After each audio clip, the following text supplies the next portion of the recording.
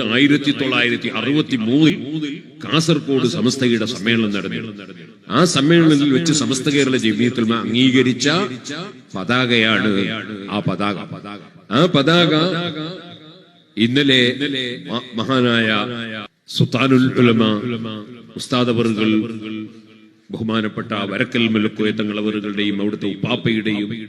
അതുപോലെ ബഹുമാനപ്പെട്ട E K Abubakar Musliyar അവരുടെയും ഒക്കെ ഖബറുകൾ സിയാറത്ത് ചെയ്ത് അവിടുന്ന് കൊടുത്തയച്ചതനുസരിച്ച്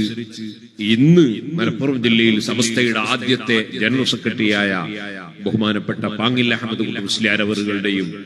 ആദ്യത്തെ വൈസ് പ്രസിഡന്റും പിൽക്കാലത്ത് കൊല്ലങ്ങളോളം പ്രസിഡന്റുമായ അബ്ദുൽ ബാരി മുസ്ലിയാർ വാളക്കുളം അവറുകളുടെയും മക്ബറയിൽ സമസ്ത കേരള ജമിയത്തുൽ ഉലമയുടെ പ്രസിഡന്റ് സുലൈമാൻ ഉസ്താദ് അവറുകളും സെക്രട്ടറി പന്മൾ ഉസ്താദ് അവറുകളുടെയും നേതൃത്വത്തിൽ കൊണ്ടുപോയി അവിടെ നിന്ന് സിയാറത്ത് ചെയ്ത് അങ്ങനെ നാളെ രാവിലെ എട്ടിക്കുളത്ത് എത്തുന്ന ആ പതാക അവിടുന്ന് വഹിച്ച് നേരെ വരേണ്ട ഒരു ഡ്യൂട്ടി ഉണ്ട് എനിക്ക്.